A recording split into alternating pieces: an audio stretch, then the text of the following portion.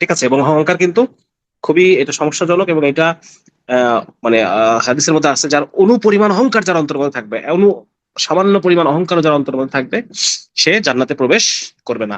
অহংকার আল্লাহর চাদর। এটা হাদিসে কুদসির মধ্যে এরকম আছে যে অহংকার হচ্ছে আল্লাহর চাদর, এই চাদর নিয়ে তুমি টানাটানি করো না। অহংকার একমাত্র আল্লাহ তালারই মানায়, আল্লাহকেই মানায়, এটা আল্লাহরই এটা প্রাপ্য। সুতরাং এটা নিয়ে আমরা ই করবো না। এবং সেই সাথে বিভিন্ন সময় নিজের অবস্থা চিন্তা করা যে আমি আমি তো একটা কি একটা নাপাক শুক্রবিন্দু থেকে আমার জন্ম, আমি এখন পৃথিবীতে আছি, এগুলো কোনো কিছুই তো আমার না। আজকে আমি একটা বড় বংশে জন্মগ্রহণ করছি, কথা কথা খন্দকার বংশে আমার জন্ম, এটা কি আমার অহংকার করার কিছু? এটা তো আমি নিজের অর্জন না, তো এটা এটা আল্লাহ তালা আমাকে জন্ম দিচ্ছেন খন্দকার বংশে।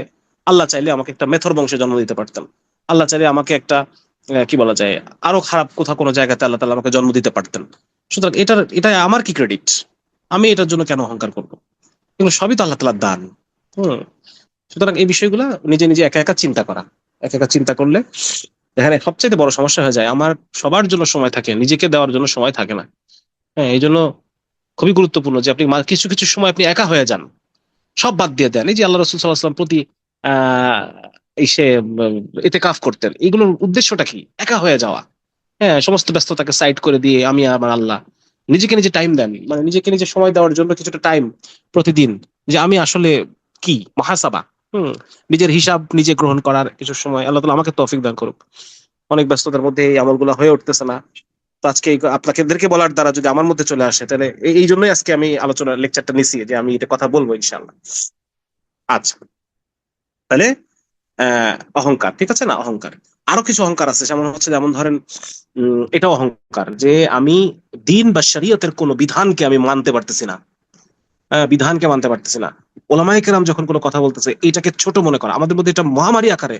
হ্যাঁ, বিশেষ করে যারা দেখা যাচ্ছে কি বলা যায়, আহ, মানে আলেমদের সাথে আহ, রাজনৈতিক কারণে, বা দেখা যাচ্ছে যে আদর্শিক কারণে, আমাদের দিনই আন্দোলনের ভাইদের সাথেই অনেকে আলেমদেরকে দেখতে পারেন না, ওলামায়ে কেরামকে দেখতে পারেন না।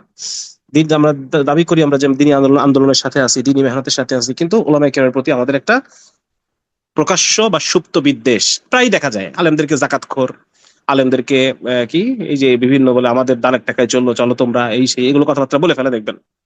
ঠিক আছে? তারপর হচ্ছে এরকম। তো এগুলো কিন্তু অহংকার ভাই, এগুলো খুব কঠিন অহংকার।